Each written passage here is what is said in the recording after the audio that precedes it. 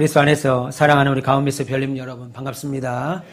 복된 추수감사주일 2부 예배 나오신 여러분들을 환영하고 또 축복합니다. 이 시간 기쁜 마음으로 그리고 감사하는 마음으로 하나님께 예배하는 우리가 됐으면 좋겠습니다.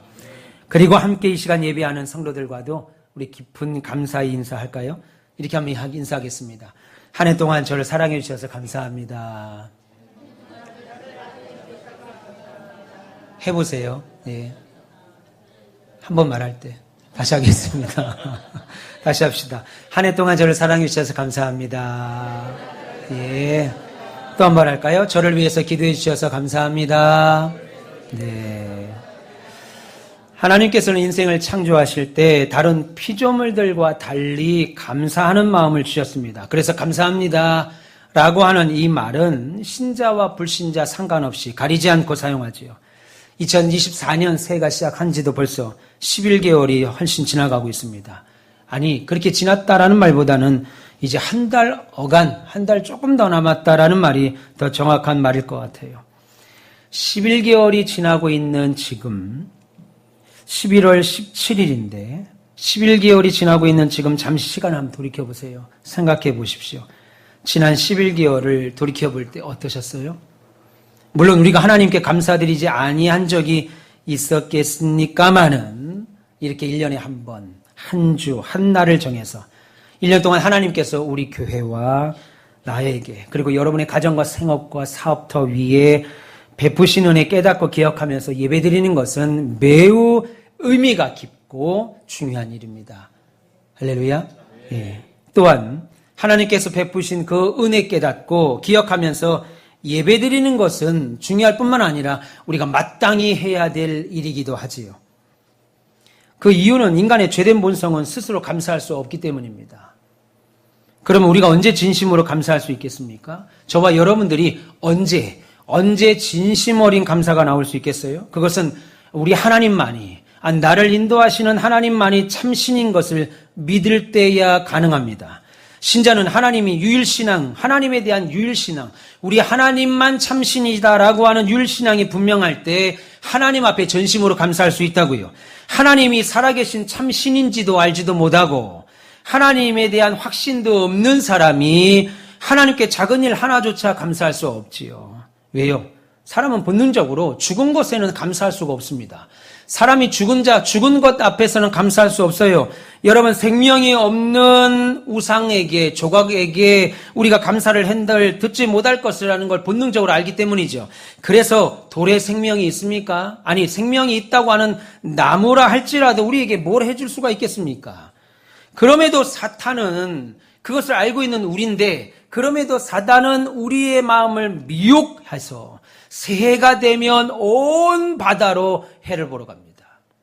이 나라 곳곳에 유명한 산들에 가서 큰 나무 앞에, 돌 앞에, 그리고 온갖 우상의 형상들 앞에 시간을 내서 머리를 숙이고 절하고 그것들 앞에 올해도 잘 부탁드립니다. 감사합니다. 감사하게 만든다는 거예요. 사단이. 원래 우리 본성은 죽은 것들 앞에서는 감사하지 않아요. 그럼에도 불구하고 우리가 그렇게 찾아다니는 것은 사단이 우리 마음을 미혹하기 때문이라는 겁니다. 믿기를 축원합니다.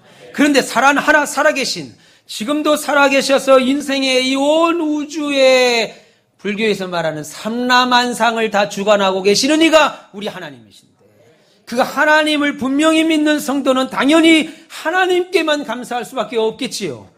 왜냐하면 하나님은 우리의 감사를 아주 기쁘게 받으시는 분이기 때문입니다.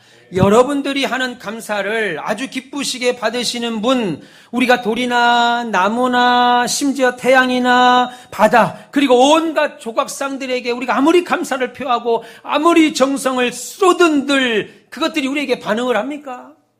아침에 태양이 떠오를 때 여러분들이 태양 앞에 절을 한들 그 태양이 감사하다. 내가 너희 집 많은 태양빛을 한 1.2배 정도 더 비춰주마. 그래서 아침에 눈을 떴는데 아파트들마다 1.2배, 어느 집은 1.3배, 어떤 1.4배. 저 집은 태양에게 절을 했구나. 알 수 있습니까? 모르죠. 모릅니다. 우리의 감사를 보고 기뻐하시거나 우리의 헌신을 보고 좋아하시고 흐뭇해하냐는 거예요. 그런 것들이. 더 나아가 우리가 올리는 감사 예배에 온갖 감사한 것들에 더 좋은 것으로 응답하실 수 있냐는 거예요. 우리 하나님만 저와 여러분이 드리는 감사와 예물에 더 좋은 것으로 응답하실 수 있는 분입니다. 우리 하나님은 우리가 드리는 감사에 아니 적극적으로 응답하시는 분입니다. 믿기를 축원합니다. 그러기에 우리가 하나님께 드리는 감사는 형식적이어서는 안 되죠. 이런 사실을 우리가 알고 있다면 우리가 드리는 하나님의 감사는, 하나님께 대한 감사는 그 어떤 감사보다도 진실하셔야 돼요. 그리고 습관적인 감사가 아니라 전심을 다해서, 온 마음을 다하여서 드리는 감사가 되어야 될 줄 믿습니다. 여러분, 여러분의 자녀들이 내 아버지가, 내 어머니가, 우리의 부모님이 이 땅에서 내게 가장 좋은 분이라는 존경의 마음을 가져야 진심으로 그 부모에게 감사하지 않겠어요? 내가 이런 훌륭한 목사님을 목회자로 모시고, 내부를 하려니까 좀 민망하네. 훌륭한 목사님은 빼고 하겠습니다. 내가 이런 목사님을, 우리 담임 목사로 모시고 하나님 말씀을 배울 기회를 내가 이렇게 얻었으니 나는 정말 행복한 성도다 라고 하는 생각이 들어야 담임 목사에 대한 감사가 넘치지 않겠냐는 겁니다.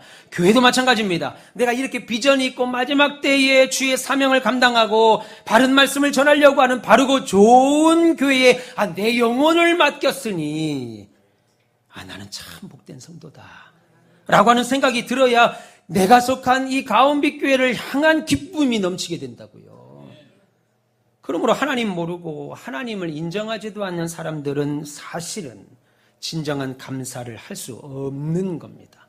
입으로 사람들에게 아무리 감사합니다, 참 고맙습니다 라고 말을 해도 우리 인생을 붙드시는 이가 하나님이신데 그 하나님을 인정하지도 않고 믿지도 않는 사람들의 감사는 엄밀히 말하면 감사를 할 수 없는 거예요.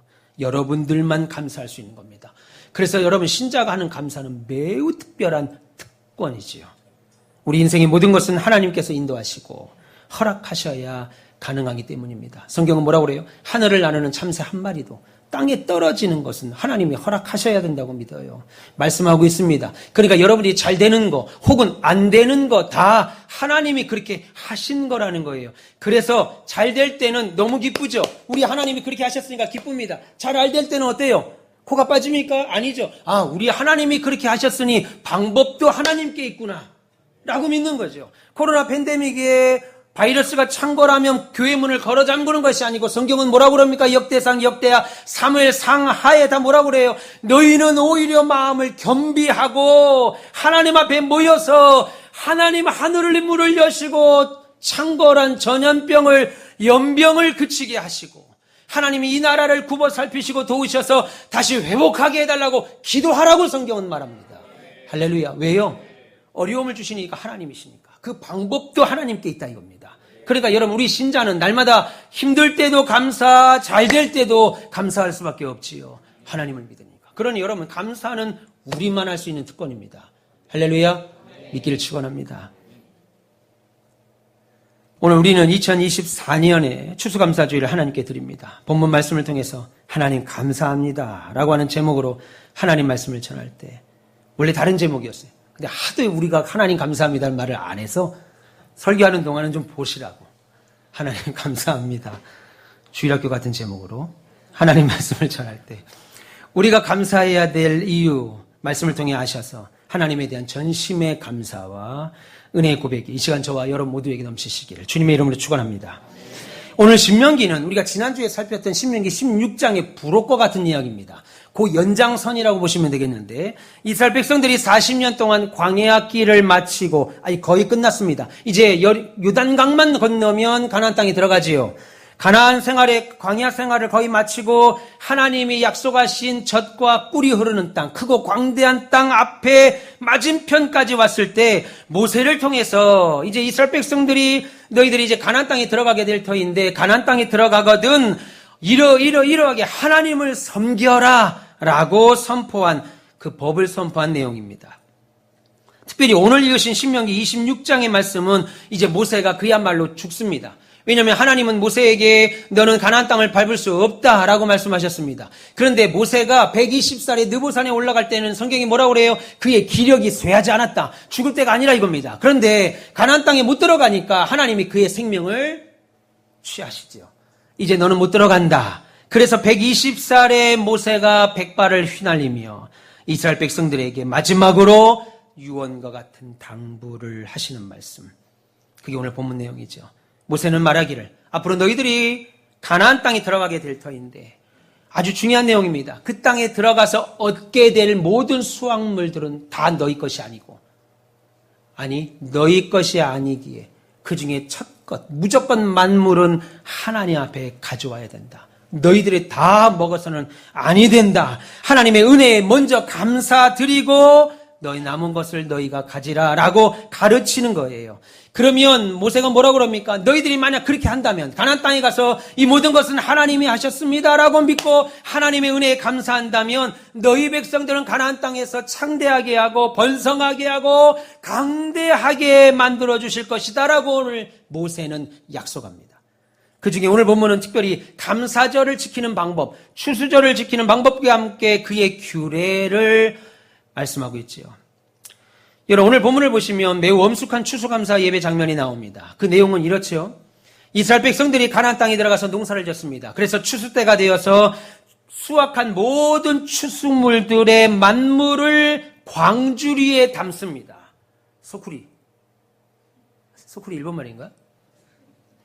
일부 예배 때 이 얘기가 나왔었는데 검색을 못했네. 나중에 알려주시면 아시는 분 있으면 문자로 넣어주세요. 소쿠리가 우리나라 말인지 헷갈리네.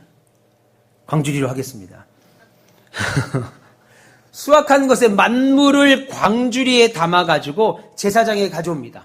그리고 제사장에게 그 수확물을 가정마다 수확물을 드리면서 말하기를 이렇게 말합니다. 우리가 여호와 하나님께 고합니다. 그 추수물의 만물을 광주리에 담아서 제사장에게 드리면서 우리가 우리의 여호와 하나님께 고합니다. 우리 여호와께서 우리에게 주실 것이라고 우리 조상 때부터 약속한 그 땅에 내가 들어왔습니다. 라고 고백을 합니다. 그러면 이렇게 외치면 제사장이 그 광주리를 받아가지고 제단 앞에 놓습니다. 여러분 이스라엘 백성들이 250만 명이니까 얼마나 많은 광주리들이 있겠어요. 제단 앞에 놉니다. 그럼 이스라엘 백성들이 뭐라고 외치냐면 자신들이 지나왔던 출애굽의 과정을 말하는데 그게 본문 5절부터 10절까지의 말씀입니다. 우리 같이 한번 읽어볼까요? 5절부터 10절까지 시작. 너는 또 내 하나님 여호와 앞에 아뢰기를 내 조상은 방랑하는 아람 사람으로서 애굽에 내려가 거기에서 소수로 거류하였더니 거기에서 크고 강하고 번성한 민족이 되었는데 애굽 사람이 우리를 학대하며 우리를 괴롭히며 우리에게 중노동을 시키므로 우리가 우리 조상의 하나님 여호와께 부르짖었더니 하나님께서 우리의 음성을 들으시고 우리의 고통과 신고와 압제를 보시고 여호와께서 강한 손과 편팔과 큰 위엄과 이적과 기사로 우리를 애굽에서 인도하여 내시고 이곳으로 인도하사 이 땅 곧 젖과 꿀이 흐르는 땅을 주셨나이다. 여호와여 이제 내가 주께서 내게 주신 토지 소산의 만물을 가져왔나이다. 아멘. 이렇게 외치는 겁니다. 길게. 여러분 여기 5절에 보면 아람 사람이 나오는데 누구겠어요? 메소포타미아 밧단 아람에서 살았던 야곱을 말합니다. 메소포타미아 밧단 아람에 살았던 야곱을 말하는데 다시 말해서 지난해 자신들의 역사를 생각해 보면서 하나님의 추수물을 드리고 추수물을 받은 제사장은 제단 위에 올려놓으니까 이스라엘 백성들이 엎드리면서 뭐라고 그러냐면 우리 조상 야곱은 떠돌아다니는 떠돌이였습니다.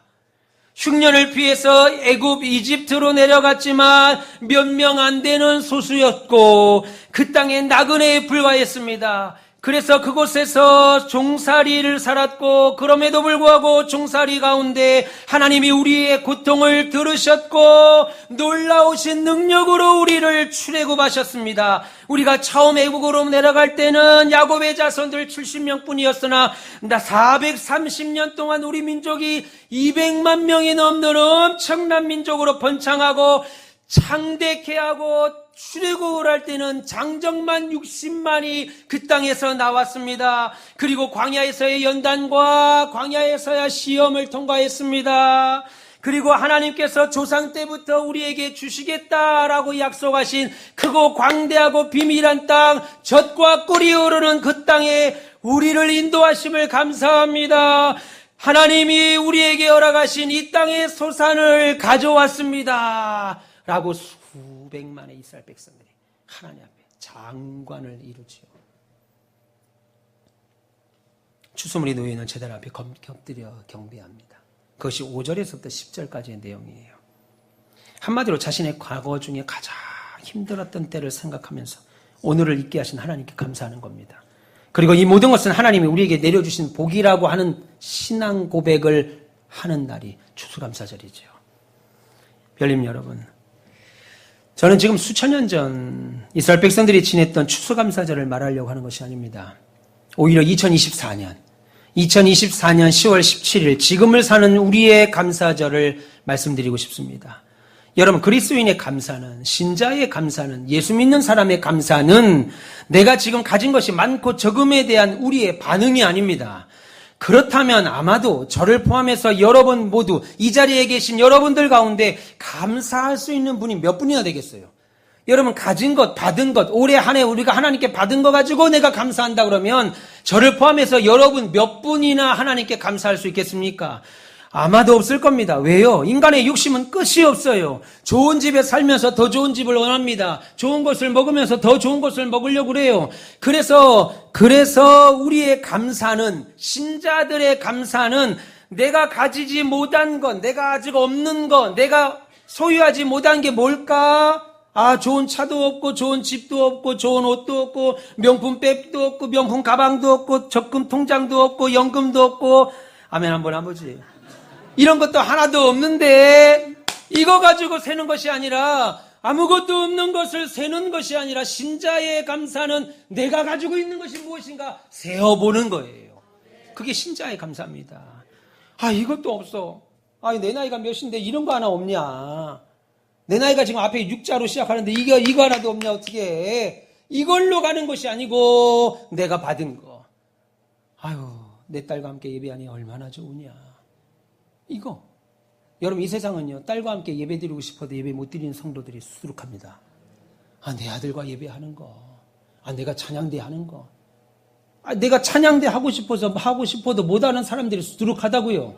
여러분, 가진 것을 세어보는 거예요. 주께 받은 것이 무엇인지 세어보는 거예요. 그러므로 진짜 감사는 내 인생에 향하신 하나님의 인자하심과 사랑에 대한 고백이죠. 하나님 이거 주셔서 감사합니다. 아이고 감사합니다. 이것도 주시고 아들 딸 대학도 붙여주시고 취업도 해주시고 이거 다 해결해 주셔서 감사합니다. 이 감사 아니고, 신자의 감사는 이런 감사가 아니라 내 인생을 향하신 하나님의 인자하심. 나는 아무것도 없는데, 난 아무것도 하나님께 한 게 없는데 날마다 내 인생을 향하신 하나님의 인자하심과 사랑에 대한 고백이 신자들의 감사입니다. 그렇다면 우리의 손에 든 것이 많든지 적든지 우리는 하나님께 주신 것 하나님께 앞에 가지고 나와서 이렇게 고백하죠. 하나님, 내가 하나님의 은혜로 한 해 동안 이렇게 오게 됐습니다. 하나님이 내게 주신 은사 달란트 가지고 장사하여 2024년 한 해 동안 내가 성가대가 됐습니다. 웬일이야. 내가 집사가 되고 권사로 잘 봉직을 했습니다.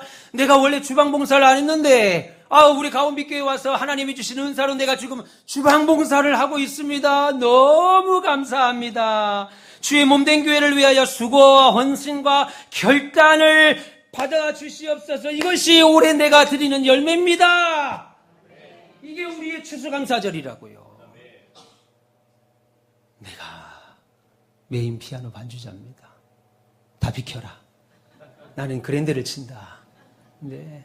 지난주에 여기 이 근방의 음악원에서 우리 교회를 빌려 대관에서 음악회를 했는데, 대관하는 첫째 이유 중에 하나가 우리 예배당이 음악회 하는 최적의 장소고, 또 하나는 우리 교회만 이 지역에 야마하 피아노를 쓰고 있다라는 거예요. 야마하입니다.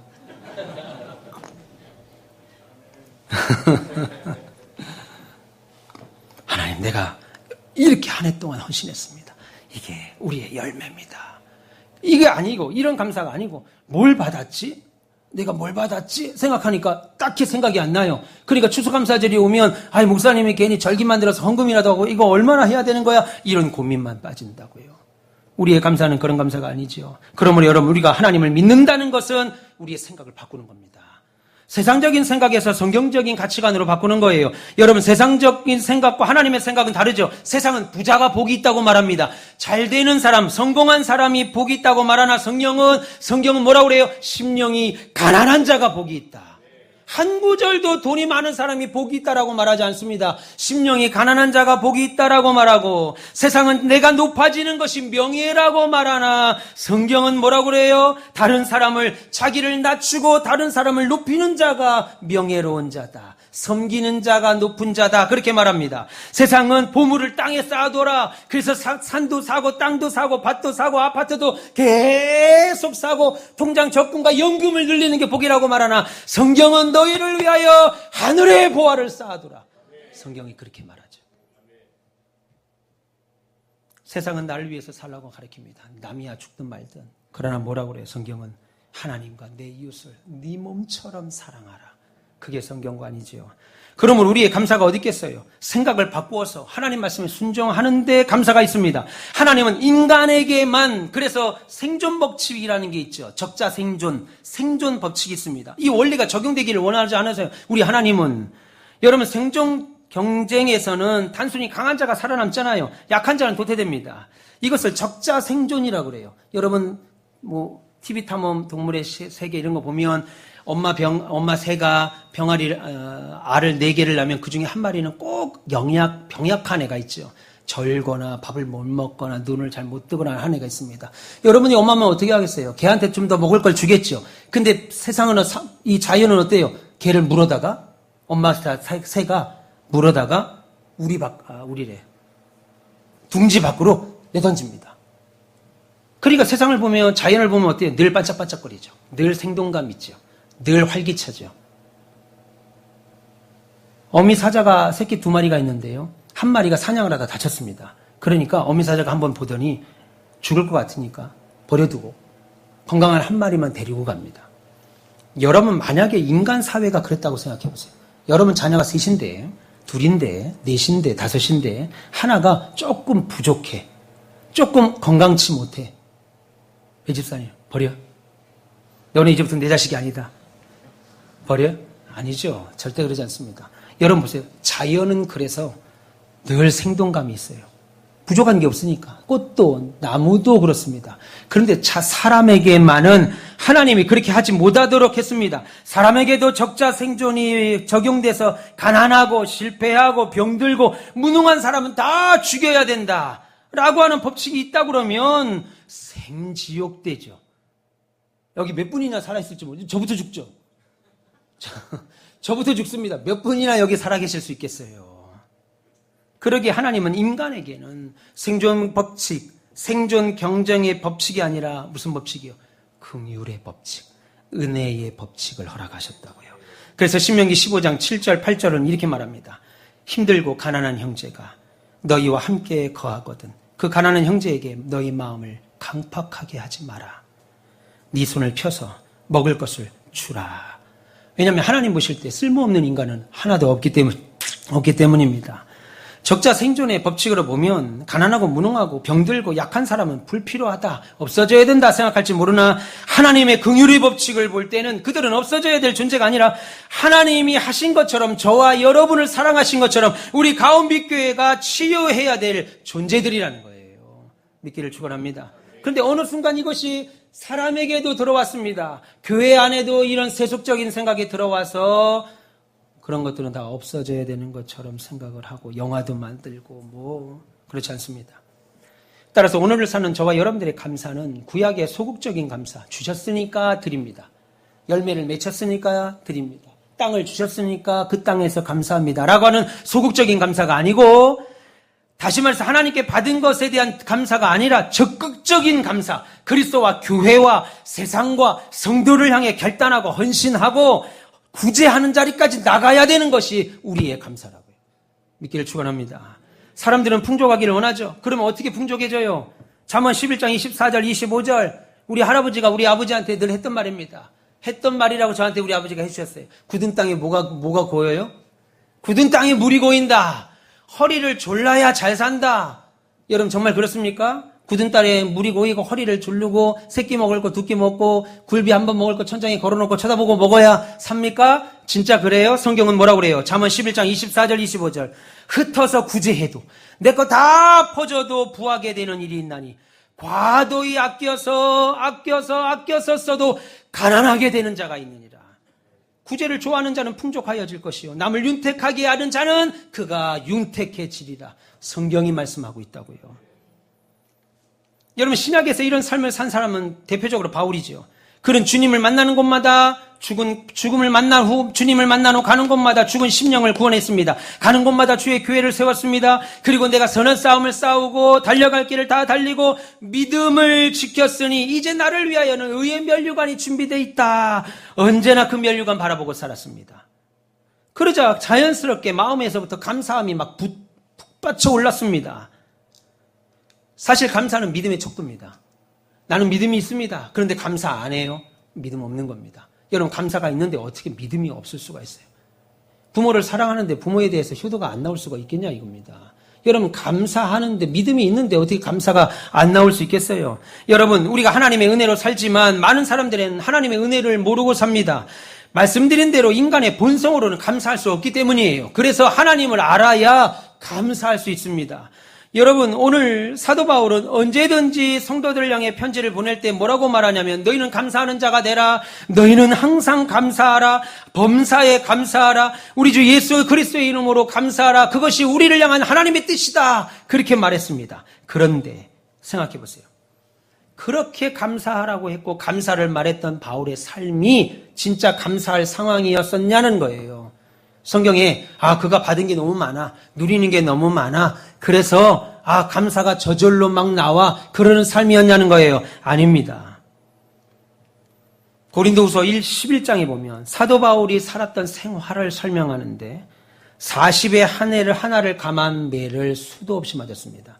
여러분 조선시대 때 우리가 태장이라고 해서 매를 맞습니다. 60대 이상 맞으면 죽습니다. 40에서 64일 맞으면 평생 반신불구로 살아요. 우리 김윤희 이사님 가서 우리 소망에 가서 태장 맞았죠. 우리 사진. 와 잔인한 분들이야. 한 명 엎어뜨려 놓고 둘이 때리시더라고.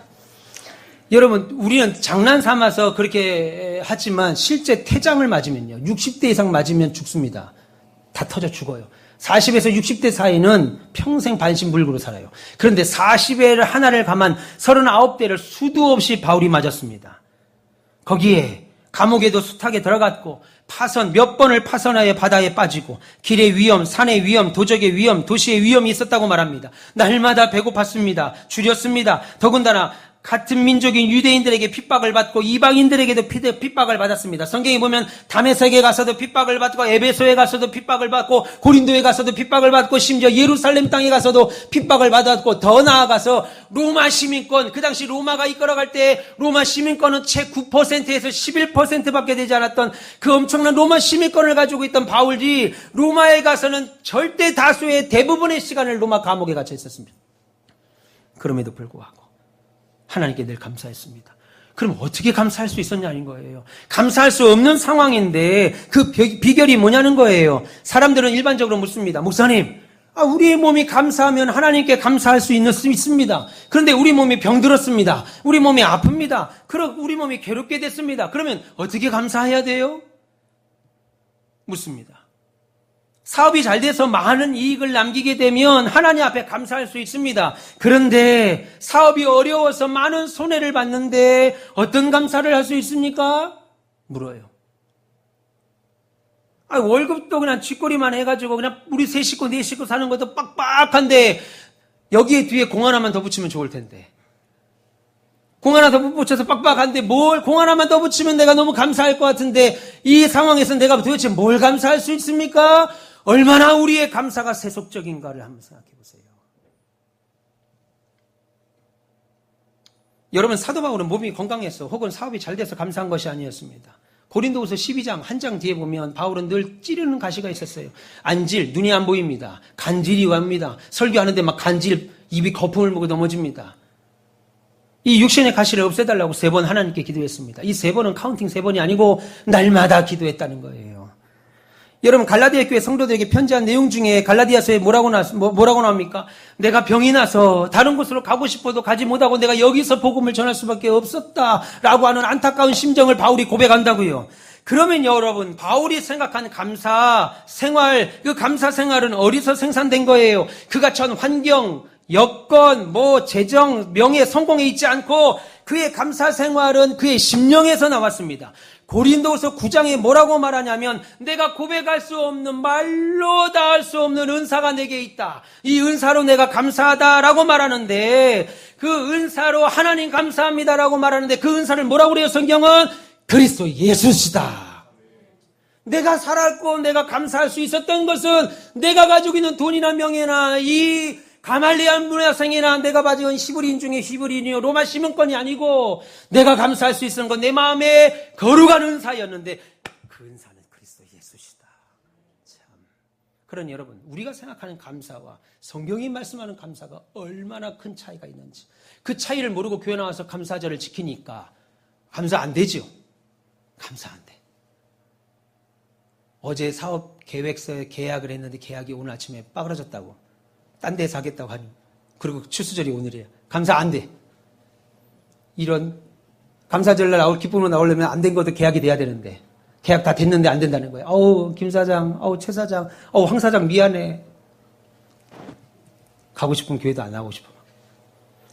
여러분 그런 감사가 아니라 이겁니다. 우리의 감사는 그런 감사가 아니에요. 그리스도 예수로 인한 감사. 그 예수 때문에 내가 지금 성가대에 앉아있고 반주를 하고 내가 이 자리에 서 있고 장로와 권사와 직사의 직분을 감당하고 있는 그 감사.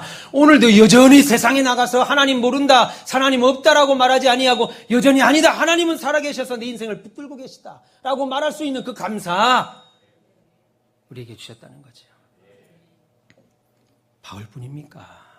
저와 여러분은 어떠해요? 우리는 하나님으로부터 온갖 좋은 거 다 받았지요.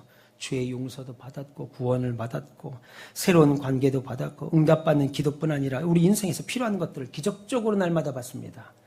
여러분 교회가 아니면 우리들이 어디서 만납니까? 아니 우리들이 어디서 만나요? 여러분들을 어디서 만나냐고. 교회가 아니면 하나님의 은혜지요. 심지어 천국과 영생을 기업을 받았고 그리고 그리스도의 몸된 교회를 세우라고 아름다운 복된 직분까지도 주셨습니다. 그런데 그런 것에는 별 감흥이 없어. 천국을 받았다고 하는데도 감흥이 없습니다. 별 감흥이 없어요. 야, 천국을 받았는데도 아무 감흥이 없네. 아멘하는 분이 하나도 없어. 여러분 자녀 중에 서울대 들어갔습니다. 이번에 목사님 우리 아들이 서울대 수시 갔습니다. 들어오는 순간부터 알죠. 붙었구나. 얼굴만 봐도 붙어요. 아는구나. 목사님 우리 딸이 이번에 사업을 하는데 가게를 열었습니다. 말 안 해도 들어오는 순간 알아요. 가게 되는구나. 그런데 천국 백성입니다. 들어오는 순간 몰라요. 아리까리.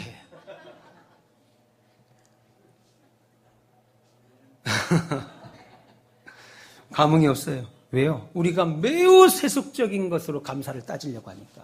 하나님이 주신 것이 어마어마한데 이게 전혀 감흥이 없다고요. 감흥이 없다고요.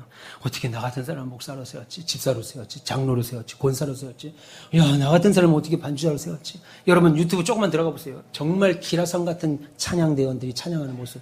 야, 하나님은 그런 찬양대나 우리 찬양대나라고 말하면 안 되겠구나. 우리 찬양대를 동일하게 본다고요. 할렐루야. 수백 명, 수천 명이 모아놓은 찬양대나 우리의 찬양대나 동일하게 본다. 그런 여러분이 맡은 그 자리가 굉장히 귀한 자리입니다. 목숨 걸고 사수하셔야 돼요. 하나님 앞에. 제가 늘 말씀드렸죠. 하나님의 일은 목숨 걸고 하는 겁니다. 어떤 것도 오늘 교회나 한번 가볼까? 그래서 교회 절대 못 나옵니다. 교회 나오는 건 목숨 걸고 나오셔야 돼요. 성가대가 됐든 반주가 됐든 설교가 됐든 저 설교 목숨 걸고 하잖아요. 땀 막 삐질삐질 흘리면서 하잖아요. 저렇게까지 소리 안 질러도 될 텐데 라고 하시면 생각하면 내가 하잖아요. 오늘이 마지막 설교라고 하고 오늘이 마지막 예배라고 생각하신다면 우리 예배가 어떻게 되겠어요? 완전히 달라지죠. 우리가 오늘도 왜 그리스도인으로 삽니까? 우리의 사명이 뭡니까? 저와 여러분들은 절망정에서도 환난 중에서도 노래할 수 있습니다. 여러분 초대교회 로마의 박해에서 로마인들이 예수 믿는 사람 그리스도인들을 볼 때 한 가지 별명을 붙여줬습니다. 그 별명이 이상한 새입니다. 우리나라 사람들은 동양인들은 새가 운다 그렇게 말하는데 서양인들은 새가 노래한다라고 말하죠. 그런데 기독교인들을 보면 예수 믿는다는 이유 때문에 예수 믿는다는 것만 걸리면 남편은 죽임을 당하고 여자도 죽임을 당하고 자식들은 양의 털을 써서 원형 경기장에 사자의 굴에 집어 던지고 모든 가산을 싹 다 빼 몰수당합니다. 다른 거 없습니다. 예수 믿는다는 이유 때문에. 그런데 로마인들이 볼 때 왜 예수를 믿지? 왜 그리스도인이 되지? 너무 안심한데? 그래서 그들이 어떻게 사는가 보자 하고 딱 봤는데 이상한 새라는 이름을 줘줬어요. 왜냐하면 지금은 노래할 때가 아닌데 신자들이 노래한다 이겁니다. 지금은 울어야 되는데 신자들이 볼 때 아이고 내 남편 내 아내 내 자식들 아이고 우리의 돈 다 뺏겼네 아이고 내가 예수 믿어서 아이고 이래야 되는데 기독교인들이 노래하더라 이겁니다. 로마 사람들이 볼 때 신기해요. 죽어나와지는데 신자들 예수 믿는 그리스도인들은 노래하더라. 그래서 초대교회 로마의 박해 속에서도 그리스도인들에게 지어준 별명이 이상한 새다. 신자들은 이상한 새다. 여러분 이 정도는 돼야 세상 사람들이 볼 때 예수 믿는구나 알죠. 이상한 새다. 참 이상하다. 분명히 지금 노래할 수 없는데 그런 환경이고 상황인데 노래한다는 거예요. 찬양한다는 거예요.